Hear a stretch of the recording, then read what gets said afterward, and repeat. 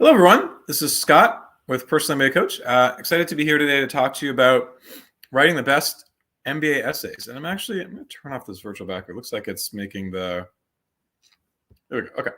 My computer must not be fast enough. So thanks so much, everyone, for coming. For those of you who haven't had the pleasure of meeting me so far, I'll tell you a little bit about Personal MBA Coach, what we do, my background, the company, and then we'll talk through application essays. So if you're applying, if you're thinking of applying, if you might be applying at some point, we'll guide you through what to do and what not to do, talking through a lot of the M7 essays. So some of this is a little bit more inside guidance than we usually give. And so hopefully it's helpful to all of you. So a little bit about us, top ranked consultant on many different leading sites. I've been invited to speak at the annual GMAT conference on behalf of AGAC a few years ago. I talked about rec letter authenticity and various other details. Overall, at Personal MBA Coach, you have a 96% success rate. Although last year, 100% of our clients that applied to 6 or more schools got accepted, and we got $6.5 million in scholarships. So often that pays for our services many times over. For those of you thinking, I don't have the budget here, we'll actually make you money. Boutique, family operated. I run the company with my sibling, and everyone gets one-on-one support, either from myself, the founder, or a top former MBA admissions director. So I went to MIT for undergrad, where I studied economics and business at Sloan, was a teaching assistant for one of the MBA courses as an undergrad. Then I worked at Deloitte in consulting for a few years and went to Wharton for the MBA. I've worked across a number of different industries and sectors, and I'm on the AGAC board of directors. That's the Association of International Graduate Admissions Consultants. And we do a lot of different things with admissions directors throughout the year. I'm joined also by MJ Shores, not today, but on my team, who's a former Wharton and UCLA admissions director and has given talks and presentations and served on many different MBA boards. And then Aaron, who runs our operations and knowledge management marketing, former Forte Scholar, top MBA grad, and I used to work at Bain, Mars, Inc., and US Airways. So a little bit about Personal MBA Coach, right? So for one, you can have direct access to me as the founder, which is a little bit different than many other firms out there. But we do have broader firm support. We have school guides for all the different schools, full-time, part-time, executive MBA, online, dual degrees, a lot of former M7 and just outside the M7 as well, MBA interviewers. So once you get to the interviewing phase, we can help you with people that actually used to interview at these schools, and they're not consultants, so they don't know you, and that's on purpose.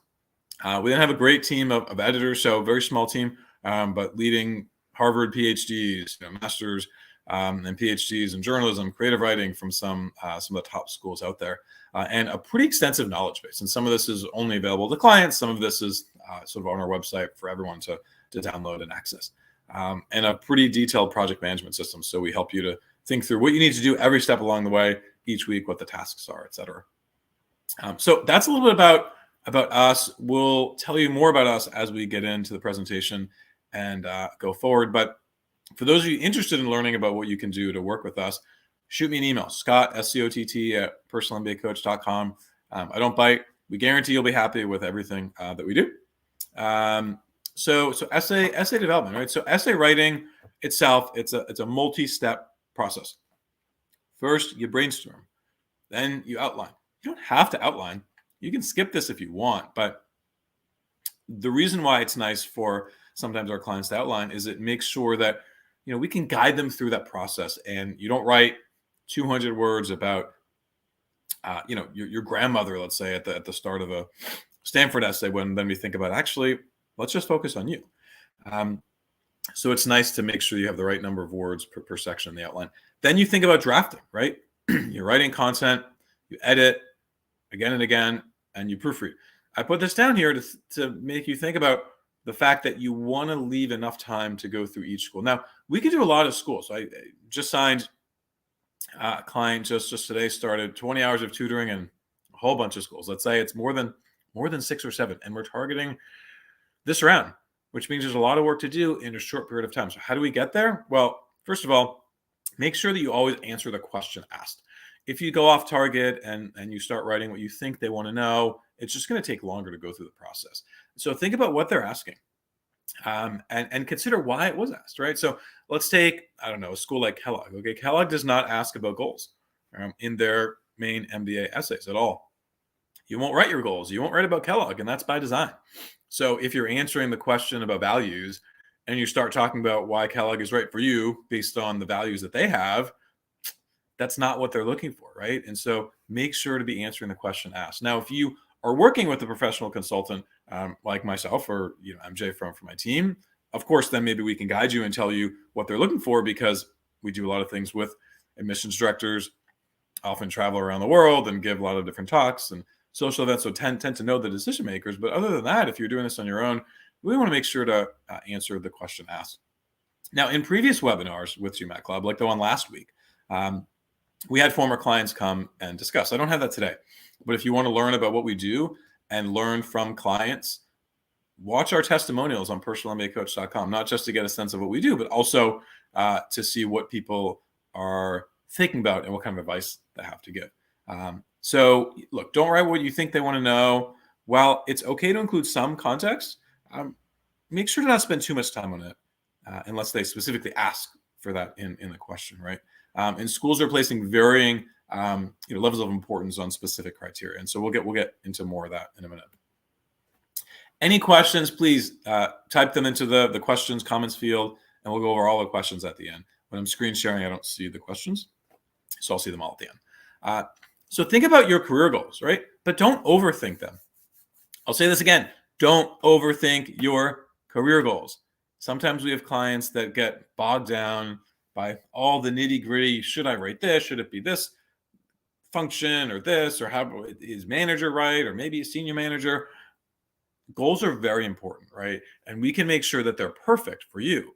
But many goals can get you accepted. I would even say most goals. Now, there are some goals that don't make sense. If you're taking a huge leap of faith and you want to write about private equity where you've never done anything in finance before, probably not the right goal for you, right?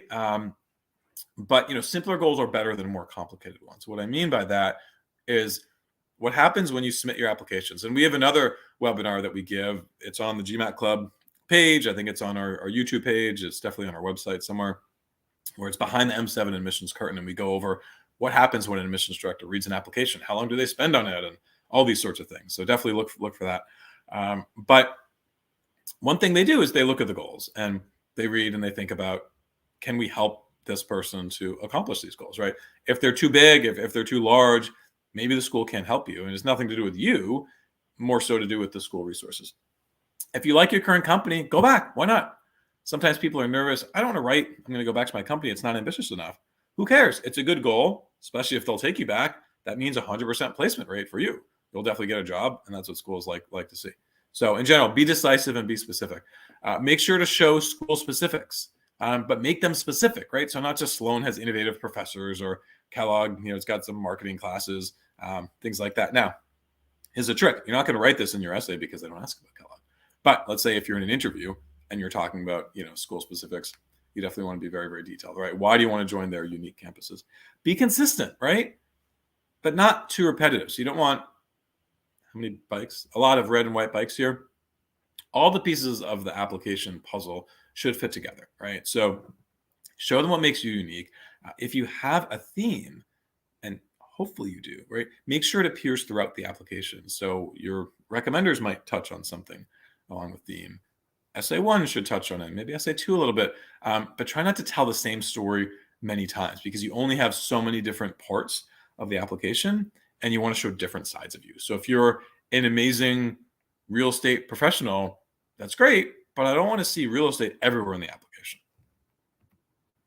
Now, let's get into some of the specifics. So we'll talk about these school essays today. Harvard, right? Harvard Business School. As we review your application, what more would you like us to know as we consider?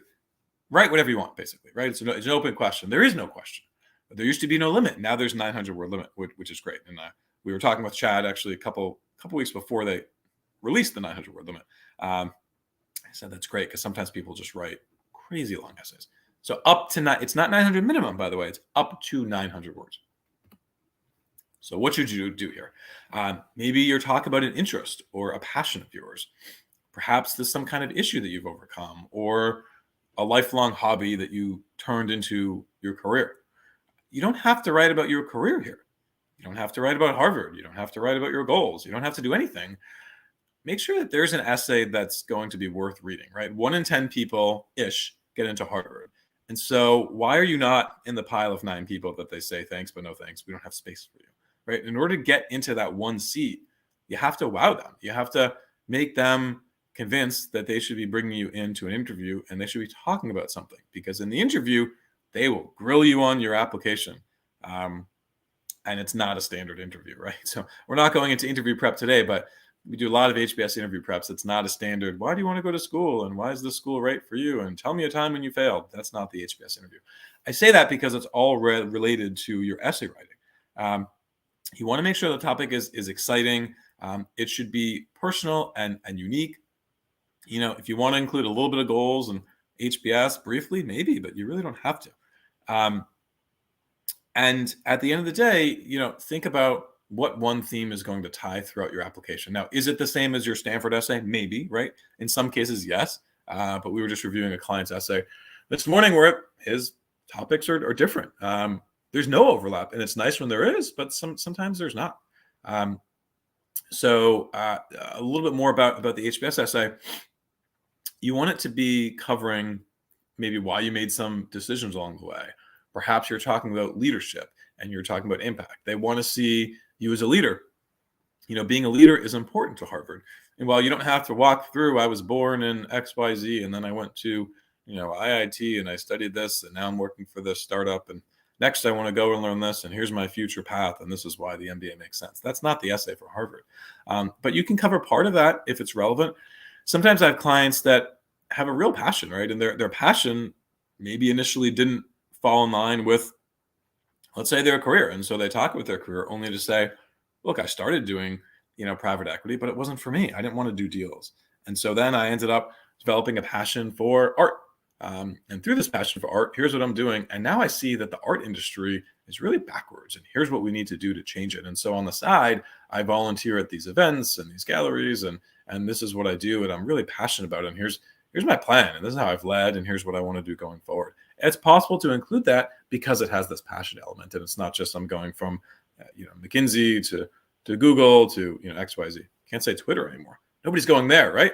If any of you are working at Twitter, come on deck, right? We can help you out. We can even give you a little bit of a discount just because you just got laid off by a crazy person, let's say. But anyway, I won't get into that. Interesting time for sure. And sorry for any of you that are working at these companies and are impacted. The MBA is a great thing to think about to try to help you advance your career. So Stanford, right? Stanford SAA. What matters most to you and why? 650 words suggested, not required, suggested. 1050 total. So let's think about this, right? What drives you? What are you passionate about? How are you unique from others? And what shaped you? What are your circumstances? So when you think about what matters most to you, it should be something that's really powerful. So in some cases, like I said, it's the Harvard essay that's then changed a bunch, shortened and modified and edited. In some cases, it's different. What matters to you? We did communication for a client. That's a very basic word. Communication matters to you, right? That seems like maybe that's boring. But in this case, it was very personal, right? It tied to, and this is a public video. I'm not there's only so much I can say, but it tied to something very personal related to their family in a particular situation. And it was a great essay. Now they did actually connect it to professional a little bit there. But you know, communication mattered, right? So what matters? It might be free speech. It might be something, you know, Gandhi. I mean, it might be something really big, right? Or it can be something that's smaller and just sort of related to you. Now, what you need to show here is what you did with this thing. So there's a little bit about the, you know, the background, right? So tell me about the situation, you know, tell me how you have driven success through this. You have to balance the why and the what here. So why? That's where this background and context helps to get a sense of you and sort of where you are and that kind of thing. You know, speak from the heart here. That's definitely important because it's a passionate essay. You know, and so, you know, it's going to be important to make them think that you are a really strong person. You are a strong leader. this cause is very important to you, and you've done a lot of things with this cause, and you want to do things with this cause going forward. Now, it could be swimming, right? Swimming matters, athletics. I mean, there's no wrong answer here. There's just wrong answers in context of the applicant. So again, it shouldn't feel forced or overly boastful. So SAB, why Stanford? This is more of a typical, why MBA goals type essay. But the difference with Stanford, for one thing, it's 400 words, and you'll see some essays are, longer. The other thing is you want to have a little bit of professional context, but it's probably going to be pretty brief. Then you'll discuss some goals. Then you'll talk about how Stanford will help you to get there, and talk about what attracts you to Stanford. When we work with clients, we get a little bit more detailed than this, and so we'll save some of that, for if you sign up. But the one thing I'll say here is it's not a standard like I'm going to write down every class I want to take, and then you'll accept me, because that's kind of easy to do, and it's a little harder to get into Stanford. Wharton Essay 1. Okay, Wharton, my alma mater. You should all apply to Wharton. I'm just kidding. No vested interest. Apply if it makes sense for you. How do you plan to use the Wharton MBA program to help you achieve your future professional goals? Okay, so some context. What have you done? You'll talk about short-term and long-term career goals. And then you'll talk about Wharton. So classes and clubs, etc. Now, what's different about this is you have a little bit more space, 500 words. Wharton has a hard limit, exactly 500. So if you're a long writer, and some of you are long-winded writers, don't be, doesn't help you, write less. Don't write more than 550 words for the first version. That's a tip. If you're writing 600 words, 700 words, and you're having trouble editing down, you should have had trouble writing that much to begin with. Just don't write that long. If you're at 551, stop writing. You did something wrong. That makes sure that all of the wording is very, very important. Words should be very precious. I often tell clients, I might have said this in the last video, I forget, that words cost money. Let's pretend they cost $10 for each word. Do you need that word? Right? If you really don't want to pay that money, if you don't need that word, then let's delete it. That helps you to make sure to stay tight. But Wharton wants to see that you are passionate about the school. You've done your research and you know what the program is going to offer you, and how you can grow with that. Okay, so next essay, essay 2, taking into consideration your background, personal, professional, and or academic. That gives you options, right? You don't have to write about professional here. In fact, you probably shouldn't, because professional is covered in the first essay. But you could. How do you plan to make specific, meaningful contributions to the Wharton community? So are you going to sit in your room and watch Netflix all day? Are you going to be class president?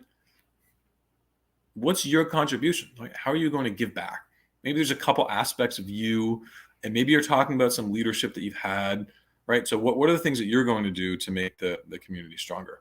Now, the thing about community is that means something different to everybody. So is community the classroom? Is it broader Philadelphia? You want to get a little bit personal here. So Booth Essay 1. How will Booth help you achieve your immediate and long-term post-MBA career goals? So what's funny about the Booth essays is there's no maximum, but there's a minimum. It's 250 word minimum. They could just say no limit, right? Nobody writes 250 words. I don't think you should. And if you are writing that, then you probably should write more. Exactly how much should you write? Well, maybe I'll save that if you sign up with us. But, point being, it's not 250 words. You want to talk about short-term and long-term goals, the skills that you have, and how Booth will help you. This is a similar essay to Wharton. What's different is the school. So Booth is a different school. Do your research, right? Figure out why Booth is right for you. And they'll be able to tell if you're just copying and pasting your Wharton essay into Booth. Because there are very, very unique things about Booth. A lot of analytics focus, structured making decisions, and you want to make sure that you're showing them that Booth is right for you. And mention Chicago, right? Why not? It's a different place. And so let's tell them that Chicago is the place for you. So next is Essay 2. An MBA is as much about professional growth as personal development. In addition to you're sharing your experiences, let's talk about you outside the office. So tell us something about who you are. This is a tough question. Something about who you are. I am nervous that I have to write this essay. Maybe that's something. That's not 250 words. You can't use that. We can talk about a value. We can talk about a hobby, activities.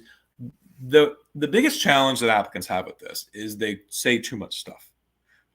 When I read this, tell us something about who you are. I want one thing. I don't even want two things, right? So this is very, very specific. One thing. Be focused, be succinct, and be very, very creative here. Now, it's possible that you're writing about something similar to what you'll cover in Stanford or maybe another one. But this is like, okay, let's think about some examples for something about who you are. So I am in the military, or I'm in investment banking, or I'm a lawyer. So let's just take those three. And so I do my work, but really I am a very passionate people person, right?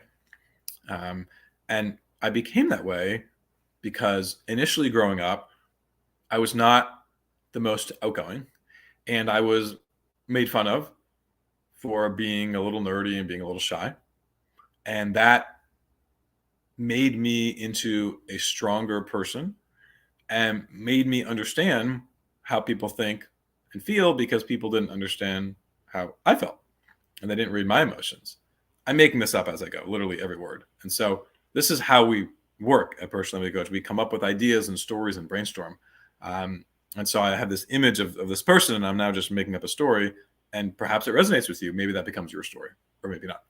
And so we come up with ideas, present ideas, and say, is this you? If not, okay, is this you? Okay, if not, is this you? So let's continue with the story.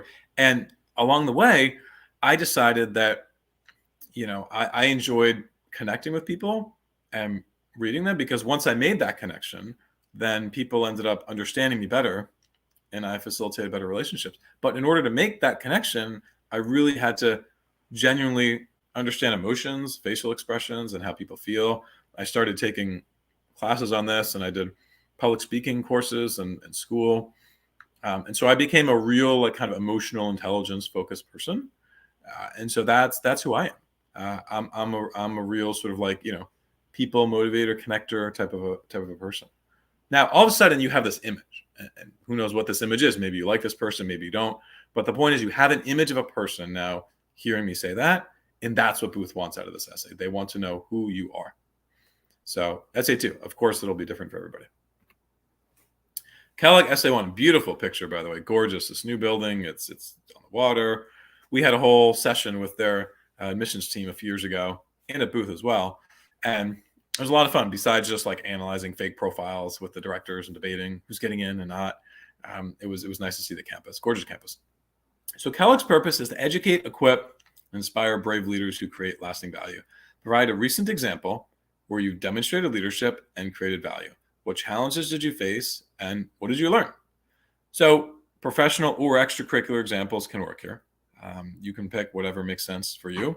You want to talk about actions that you took, showing leadership and adding value. Think about challenges. Think about how you overcame the challenges. Let's say you're working at Twitter now. First of all, you don't have to take the GMAT. So that's great. If you were just laid off, I guess. So let's say you were just laid off from Twitter. And you can apply without the GMAT to Kellogg. I'm sure there are challenges, right? And how did you overcome some of these challenges? Did your team get decimated, even if you've just 2 weeks of working? I'd like to read an essay about an example from Twitter from the past 2 weeks. That'd be a great essay. Maybe there's some learnings here, maybe talk about how they're going to help follow you to your next path.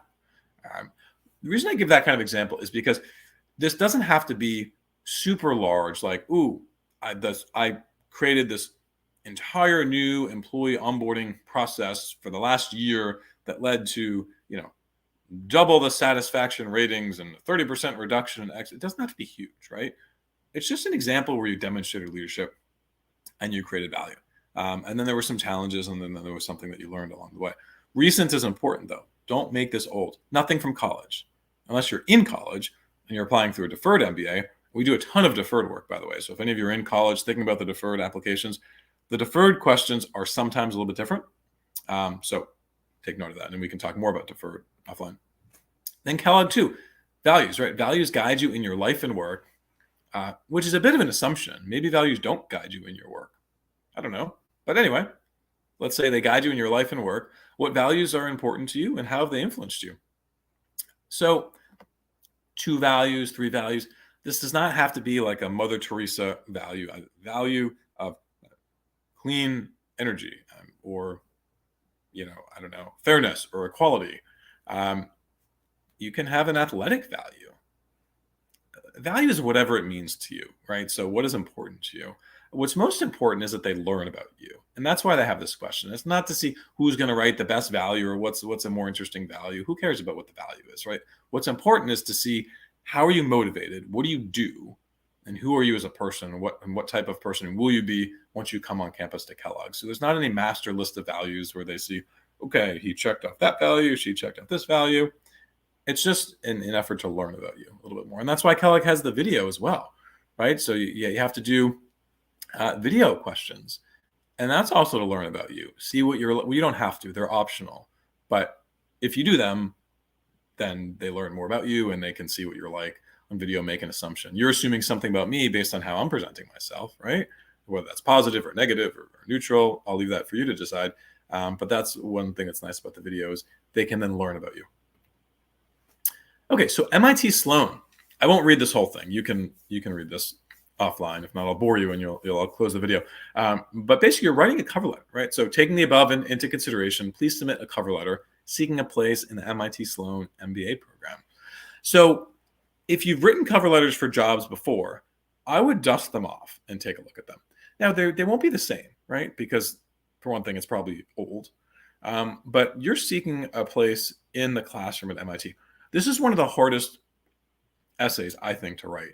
And I won't give away all the stuff that we think about and tell our clients, but I'll give some, right? And so when you think about a cover letter, you want to think about why you're going to be a better student on campus or a good student on campus. And that's what you're selling yourself for. They need to hire you for the role of being a student. Keep that in mind, right? So this is not your time to say, these are my goals and here's how MIT is going to help me to get there. No, that's not it. You're seeking a place on campus at MIT. So the structure will be different. I won't go over our whole structure that we have clients use, except to say that it's a little bit different. The model is a little bit different. You might talk more about the past. Ding, ding, ding, ding. You might talk more about the past. They believe the past predicts the future. And it's really a chance for you to show them what you've done that's great throughout your career / life and why that means you will then be a good student at MIT. So again, one of the more challenging ones to do for sure. So yeah, a couple notes here, right? Reflect on past accomplishments. Don't simply, list what's in your resume, and keep Sloan's values in mind and talk about how you'll contribute to the school. So more on that if you want, reach out for further guidance. So Columbia, Essay 1, very straightforward. What are your career goals over the next 3 to 5 years, and what is your long-term dream job? They also say, through your resume and recommendations, we have a clear sense of your professional path to date. So that means don't just rehearse everything that you've done. Talk about short-term and long-term goals, be specific, be logical. So when they say dream job, it's not, I'm going to be CEO of the largest company in the world or something like that. It's not like the ultimate dream. It's something that is somewhat grounded, right? And makes sense. So for Columbia, so we have Nicole on our team used to be the admissions director at Columbia, Nicole Shea, and we have videos with her and her interviewing other friends of hers, admissions directors now, and we learned a lot. And what's interesting is, Columbia is a very matter-of-fact school, and so you don't have the chance to get grandiose and to have all these ideas and thoughts and background. It's like, here's what you're going to do. Here's why it makes sense. The New York method, right? It's like, I'm busy, I'm quick. Don't sit down and chit chat with me for 30 minutes. So next, why do you feel Columbia Business School is a good fit for you academically, culturally, and professionally? So do your research, think about some opportunities, but let's just a few things. They're in New York. Maybe you want to mention New York, maybe not. Book, movie, or song. So this is kind of a fun one, right? It's a hard one, but pick something personal to you. Avoid things that are overdone. So it's funny, not to bring up Elon Musk too much, but Elon Musk used to be a topic in this question. I don't think anybody's going to write that now, right? But they used to. The why should say something about your personal story and maybe some characteristics about you that's not obvious in the resume. This is the personal piece, right? So they want to learn something else about you that they're not getting otherwise. So that gives you a sneak peek of what we do and how we guide folks through the process. Now, once we get into more details and we edit your essays to perfection, then you'll get money. So we got $6.5 million in scholarships, and we send clients to all the top schools and many schools that are also not listed here. So a little bit about the process, and then we'll go to questions in a couple minutes. So we can help you through tutoring. We have some of the best tutors in the industry: GMAT, GRE, this is an old slide, and executive assessment. So we tutor the EA. And I think we were one of the first, if not the first firm to do EA tutoring. We have in-house software that you can use to guide through the sessions with modules, sample questions, thousands of answers, full-length exams. We just started folks this week combined on 80 hours of tutoring with us. So we do a lot of tutoring. And we have some availability now, although it's quickly filling up. We can do brainstorming, right? Figuring out what are you about, your passions, your hobbies, challenges, story development. The school selection is important. Maybe you don't need help and you say, hey, look, I'm doing Harvard, Stanford, Wharton. That's it. Great. Or maybe you don't know where you're going to land. You have a 690 GMAT, you're from an overrepresented background or an underrepresented background, and you need guidance to figure out what are the right places for you. Well, over all the years and looking at thousands of applications, I can help you to say, this is where I think you'll land. And usually we're accurate. If we come up with a list of 5 to 7 schools based on personality, fit, career prospects, chances of getting in, that sort of thing. Of course, perfect resume editing. We have a whole resume template that we can use. So no lines and boxes and things like that. Essay content, we have guides for all the schools with sample questions and tips. And if you want to learn more about how we work and what we do, reach out and we can give you more details about the whole process as well. But of course, rec letter guidance, essay editing, mock interviews with a lot of former interviewers. So that's a bit about how we work.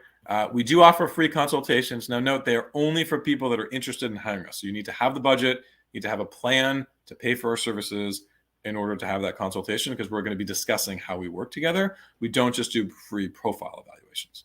But if you want to hire us and you want to learn more about what that means, absolutely reach out, scott@personalmbacoach.com.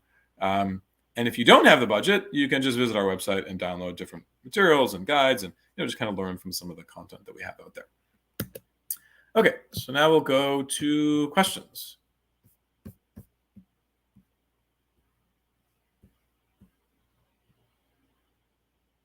Okay, so I have a bachelor's degree in business administration and more than 12 years of experience. Would you advise me to do an honors degree first or a PGID, or can I apply for an MBA directly? So I would say, based on more than 12 years of experience, I would want to look at your profile further to see what type of program is right for you. I don't think you need to do any other degree first, but is it an MBA? Is it a executive MBA? Is it a part-time MBA? I would want to look through your profile further to help guide you towards the right program, because having 12 years of experience, you might be a little bit further along than others in a standard to your MBA. And we do a lot of work with executive MBAs. And if you're a little bit further on your career, then maybe that's the program that's right for you, but maybe not. So we definitely want to look into that further. However, I would just go directly into the degree. There's not really any benefit of doing any kind of initial degree before applying for an MBA. Great question, though. Okay, then a question of, please, how do we contact you? So contact information I just went over, right? So scott@personalmbacoach.com. So this one, we don't have as many questions in this webinar today, and maybe it's Friday night in India, or holiday weekend coming up. Last time, it's funny, we had like 25 minutes of questions, couldn't even get through all of them. So since we don't have as many questions here, what I'll do is I'll just continue to talk and give you advice on different parts of the process. And for those of you who want to keep listening, feel free to listen. For those of you that have other questions, feel free to ask questions. So we're going to talk a little bit about recommender selection, right? Sometimes people are thinking about recommender choices and options and what to do when you're, selecting recommenders. So, for one, and actually, I'm going to move to this slide while we do this. Where am I? Okay. So recommenders. You want to make sure that you're asking somebody who really knows you well and can speak to very specific things about you and your background. What that means is you don't just need to, ask a, very, very senior person on the team who happens to just be the CEO of the company or something. The title doesn't matter. But what you want to think about when it comes to recommendations is, can they really compare you to others, right? Are they able to talk about why is Scott one of the best consultants at Deloitte? I wasn't, by the way, okay? But, why is Scott great? What are the things that he can do well that someone else can't do? And then also be honest, right? Be real. Say the things that you didn't do well to be able to say, hey, here's how Scott failed, why he failed, and how he's trying to get better now going forward. Pick 2 people. You don't need to have many options. Sometimes I hear, I have this person for this school and that person for this school and this person for that school. Why do you want to manage 4 or 5 different people when it can just be 2? Pick 2 people. The 2 people that love you the most will be the 2 best people to write your recommendation letters. Now, if you have someone who is an alum of a school, right, and they can endorse you and you can get some, credit based on them being an alum, okay, that's great. Let's have that person, but maybe they just send over a casual kind of reference email to the admissions office. They don't have to send a formal recommendation letter. What else? Ask them early. It's like voting. Vote early, vote often. Ask early, ask often. And I'm not kidding. Ask often because you might have to remind them, especially if you haven't asked yet and it's November and holidays are coming up. In the US, we have Thanksgiving. Many countries will have Christmas. Everybody will have New Year's. Most people will have New Year's. They'll be busy. So ask often. One of my recommenders, who's amazing, love him, Mark Walsh, who's now head of M&A at Deloitte, right? He was a busy guy. So my letter was submitted like within hours of the deadline. That was stressful. I was on a plane when it was submitted. That was just stressful. So try to avoid that, right? Ask often, ask early, give fake deadlines. And make sure that they write the letter themselves. I know in many countries, it's common for the recommender to say, hey, I love you, but why don't you write it and I'll put my name on it. I won't tell anybody. Don't do it. Don't do it. It's not worth the risk. It's risky. It's against the rules. You might get caught. People are getting rejected for that. I know it happens, but it's not worth doing. So don't do it. Make sure they write the letter themselves and that, it's in their own words. Now, if they don't have the time, find somebody else in the organization, right? But you don't want to write it on your own. So that's on the recommenders front. Now, I'll go into another topic, but I just saw a question come up. So I'll go to that question and then I'll go to the other topic in a minute. So hi, my profile details are 3 years of full-time experience, 1 year of part-time experience in the education industry, 6.78 CGPA, 740 GMAT. Can I apply to Wharton and Stanford? Well, let's see. I mean, what do we need to apply to Wharton? We need at least, a few years of experience, 3 to 5 years ish, 6. So you're in range. For 3 years plus 1, and then maybe, I don't know if that's experience now or if that's upon matriculation, but if it's now, then you'd add another year, then you'd have 4 years of experience plus 1 part-time. GMAT score is certainly in range with what they're looking for. The GPA is low, so I would be curious to see what school you went to, if there's any story there. But I think that there's nothing that tells me you can't apply, right? Now, whether you'll get in or not, I would need to know a lot more as far as the leadership. Have you, led other people at work? How's your promotion path and salary? What kind of extracurriculars do you have? You mentioned a little bit of volunteering. What's the personal story, right? So some of this is hard to say for sure, but you can get in. I mean, we have people, you're probably from India based on what I'm seeing. I mean, I sent Indian applicants with, 720 to Wharton before. I think a 710 once. I don't get in the 6 as much. But you're certainly in range, and I think it's worth. Going for an application, especially this year. It's a good year. Now, I pounded the pavement last webinar, which was a week ago. But if you're on the fence of applying, I don't know if I'm ready. There's a lot of work to do. Maybe another time is better. This is the best time to apply. Now, round 2, 2022, get it in. App numbers are not very high right now. The recession is coming. We are buying advertisements to target people that are being, laid off from work to try to help them and advance their careers. People are coming. I've had more than one person reach out this week that got fired recently and now decided they want to go for an MBA. So they're coming, and next year it's going to be more competitive. So this is a great time to apply. Okay. And here's another question. How should one research about the school to mention them in their essays? That's a really good question, Selena. So thanks for that. A few different ways that you can research schools, right? One is by going to online info sessions. The info sessions might be helpful, might not be helpful, but perhaps you're learning some things. Next is coffee chats. They'll do coffee chats where you might have coffee, you might be on Zoom coffee or whatever. Next is reaching out to students. This is my favorite, right? Reaching out to students is really, really important. For some schools, you need to do it in order to get accepted, meaning they won't take people that haven't demonstrated interest. And if you're a blind applicant and they don't see you at all until you submit the application, you create the profile, the day before online, and then you submit the application and you won't get into that school. And then there's other schools that don't care about that at all. And so one of the things we can do is help you to figure out how to manage your time. If you're a busy person, we'll save lots of time because we can tell you, hey, don't bother reaching out to this school. Don't go to these events. Nobody cares. Versus you have to do it to get in. But as far as researching the school, definitely talking to students is really good. Notice I didn't say talk to admissions directors. You don't have to. There's not many of them, and there are a lot of you. So there's just not the time. The numbers don't match up. Some people say, oh, I need to talk to admissions. If all of you talked to an admissions director for 15 minutes, they would all quit. It would be too many conversations to have, right? So you don't have to reach out to an admissions director. Of course, if you happen to chat with someone at an event, that's great. It's nice to build a relationship, but it's not a requirement. What else? Researching schools. So you want to look on YouTube, right? So like this video, subscribe to GMAT Club, subscribe to Personal MBA Coach YouTube. You'll learn a lot of cool content from us. It's free. Go to schools' YouTube pages. They have videos. You see what it's like. You'll get a feel for the school. And then reading course descriptions is good as well. Do schools notice the amount of times you're socializing in their webinars and talking with the alum? What else can you do? Okay, so let me answer the first question. So do they realize? They realize more than you think.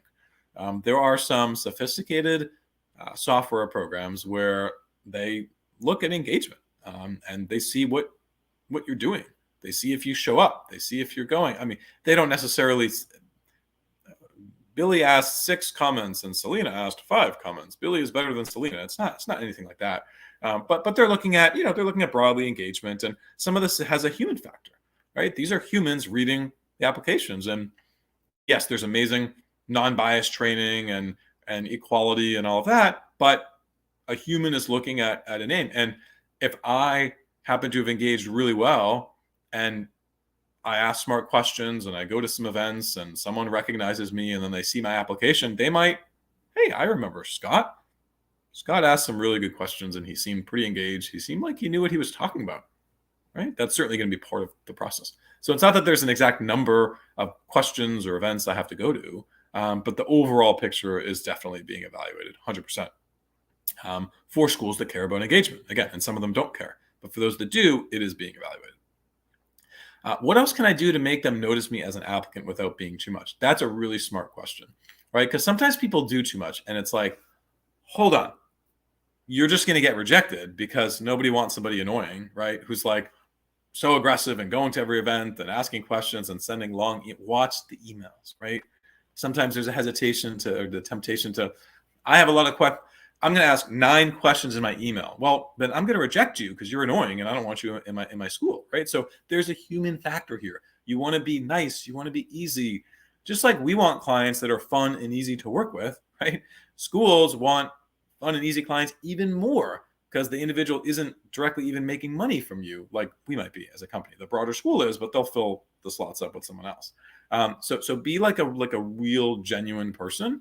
And so what that means is ask a few questions, right? Go to a few events. Don't show up to 10 different events and ask, 5 questions at the end for every event, just so that you're noticeable. Because then it's like a bell curve, right?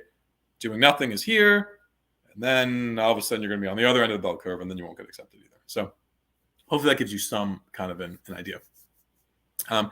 Don't do things like LinkedIn. LinkedIn is not for connecting with admissions directors. You can connect with me, that's fine, I don't care. But don't connect with an admissions director on LinkedIn. Don't connect on Facebook, right? Some of these are personal, professional things, and they don't want you to add them on LinkedIn or send them a Facebook message or anything like that. Hopefully that's helpful. Okay. Following up what you just said, how to know which schools care about the engagement and which ones don't. I would say get a good partner. Honestly, some of these are things that we use to sort of guide clients through the process. And so if you work with someone like us that knows the process, they can help you. There's not, to my knowledge, any publicly listed list anywhere that goes into the details of every single school. Okay, so we're done with these questions. I keep asking the questions, but I'm going to go on to a different topic, and let's go on to timing and rounds and numbers of schools, because sometimes people have questions on that. So right now it's November 18th. If you're watching this at a later time, it's no longer November 18th. You now have less time. Maybe it's November 19th or 20th or December or January, whatever. Let's assume we're in November now, for those of you watching it in the next couple of weeks. There's still time to do round 2. Absolutely time to do round 2. But you have to have all your stuff together. All your ducks are in a row. Things are lined up. You don't have the time to start and then, let me go on vacation and I'm going to the Seychelles and I'll be back in 5 days or something. You don't have time for that. You have time if you're ready to go now and you're motivated and you can get all your stuff together. Then there's still time. How many schools do you have time for at this point? That's a very personal question. The most common number that people apply to is 6. Do you have time for 6 schools at this point? I need to get a sense of you and what your background is and how much time you have. I have clients doing, up to 9 schools at this point because they have the time, and some that won't even be able to get 6 done because they don't have the time, or they have to study for the GMAT for, 30 hours a week and they're working 120 hours a week anyway. Maybe they don't have time to do that, right? So everybody's going to have a different position, but you're looking at ideally spending a couple months on the process. Someone just mentioned, missed the front part. Is there any recording for it? Yes. So this is on YouTube. So this is live. You can watch this anytime. Please go back to the beginning. I'm Scott Edinburgh with Personal MBA Coach. I went to MIT for undergrad, Wharton for my MBA, and I've been running this company for the last 15 years. Pretty much everybody we work with is successful getting in, and we get a lot of scholarships, 6.5 million. And we talk through the essay analyses for all of the questions. This will be on YouTube. So just look on GMAT Club's YouTube page and you can start from the beginning. Yep, absolutely. So you're looking at spending a couple months in the process. 7 weeks is fine. We have an article that's going to be published in a few different leading sites on like the Personal MBA Coach, a 7-week plan, right? So what can you do between now and when you're submitting for the next 7 weeks? And so it's thinking about timing in the sense of, let's be strategic, right? If you're doing 6 schools and you have 7 weeks, you can't spend 4 to 5 weeks doing the first school. So what that means is don't second guess, right? Don't ask your friends. If any of you are using a consultant and you have friends who are applying and you're thinking of sending them your material, do not send your friends your materials. It won't help you. You don't want too many cooks in the kitchen. And if someone's an expert in the field, they're an expert for a reason. And the person that's just graduated from Harvard might not know anything about actually getting into Harvard, right? So it's kind of, let's just stick to your plan. Now, if your plan is to not get help and to get friends to guide you, then that's your plan. Then stick with that plan. But you don't want to mix things together and have many, many different people helping you, or it's actually just going to create more complications, let's say. Also, for those of you there on the comments, feel free to type in something you want me to talk about. I'm talking here for another 10 minutes and I just talk. That's one thing I do. And so feel free to tell me something that you want me to cover. If not, I'll just go into another topic. We went through the essay questions a little bit more efficiently than I was planning, and there were a little bit fewer questions. Last time there were 30 minutes of questions and I didn't even get through all of them. So, okay, let's think about we think about? Let's think about tests. Let's talk about GMAT, GRE, executive assessment, right? So that could be a common question. Which test should I take? Well, if you don't know anything about anything, and like, let's say if you're a robot and I'm programming you to do whatever I want you to do, I'm going to program you to take the GMAT. So sorry, GRE, like that's just my choice. That doesn't mean that the GMAT is better for everybody, right? If you can perfect everything and get the best score you can get, the GMAT is absolutely the test to take, hands down, 100%. It was created by business schools, for business schools. The quant is harder. It's a bit more analytical. Take the GMAT. But that doesn't mean that you should take the GMAT. Maybe you're not so good at quant, and if I force you to take the GMAT, you'll fail, and that doesn't help anybody, right? So maybe the GRE is right for you because the quant is easier and the verbal is harder. What were your grades like in bachelor's? Like, do you need to prove yourself? I mean, we get people with 3.0s into top schools, but not by getting a low GRE score, right? Because then we need to compensate for that lower performance, and I'm a little bit more biased towards the GMAT in that case. Then there's the executive assessment. What is that? It's the EA. Some schools take the EA for their full-time programs. Everybody takes it for the executive MBA programs, but some take it for the full-time programs. And so what schools? Columbia, NYU, Duke, and many others. Darden, you can also waive the test too. And so you really want to take the test that's right for you. If you are going to be a good, so let me give you some real numbers, right? So let's take Columbia, for instance. We've gotten 21 people into Columbia so far this year. It's only November 18th. So we've done extremely well. I've gotten, I think it was 3 or 4 that did the executive assessment. Why did they do the EA? Well, their GMAT score wasn't good. That's why.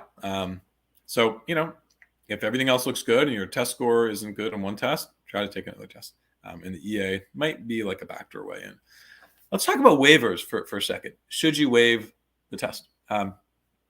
It depends. So I don't like waivers personally. Everybody is better off having a score. I don't care who you are. I don't care what background you have. 100% of people are better off having a good score than not. So if you have the potential to get a good score, do it. We can help you. Now, if you don't have the potential, you ran out of time, whatever, medical reasons, a variety of different reasons why someone might not be able to have a test score, then you can certainly waive. And we have clients getting in with waivers, but it's harder. It's harder to get in with the waiver. And so I just want to be clear about that. It is harder. But it's better off to have a waiver than to submit a 620 GMAT, right? So should you waive? Are you coming from an overrepresented background? If you are, then maybe you're less likely to want to waive because guess what? The number of Indian male engineers from India that are waiving the GMAT is very low, right? And so then you're going to be the one waiving and everybody else is not waiving. So are you really going to get in? Why should they take you? They have a lot of other people with 760s they can just take and raise their average GMAT scores, right? But if you're from an underrepresented background or your test scores are really great, or sorry, your undergrad grades are really great, and your work just doesn't allow you to have the time to take a test, or for a variety of different reasons, right? You can certainly waive, and we do have people that waive and get in, but it's not like an even spread across all the applicants. Some people don't waive at all, and in some groups there's a lot more waivers that we see. Is it vital to speak to, and that's not like I can say that, an admissions director won't say that, but I can say that. So is it vital to speak to alumni first, is the question, before applying?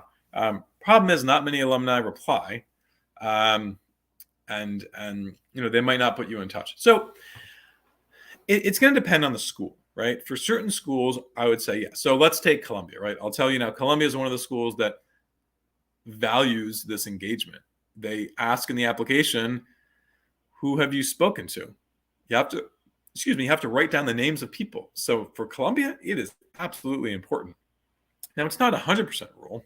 Doesn't mean if you don't talk to people, they'll reject you immediately, but it's very important. And so you have to do it. But they also have portals, right? So if the school doesn't give you here's kind of a hint, right? Without telling you every school that cares about engagement and every school that doesn't. If the school doesn't give you any way of engaging with their students, it's probably not that important to engage with them. So if you take Stanford, for instance, there's no portal that allows you to call a bunch of Stanford students. Why? Because thousands of people would be calling a very, very small number of students, and it wouldn't make sense. They have better things to do at their busy time. But Columbia has that portal, right? Contact a student, Columbia Business School, Google that now. You'll get a link and you can reach out. And so that's often a better way, because if you just do a cold LinkedIn message, yeah, like you said, you might not hear a reply from anybody. But these other folks from the schools, they're ready to answer your questions. That's what they're there for. They're sort of working with the school, and they're ready to chat with you. So that's, I would say, my biggest piece of advice. And on the numbers, while we're on that topic for a minute, if you're going to talk to somebody 10 minutes, 15 minutes, and if they love the conversation and you're meeting over beer and it's like, fine, kumbaya, why not? But people are busy. And so don't keep anyone on the phone for longer unless it seems like they really, really want to talk to you. And then you want to talk to like a couple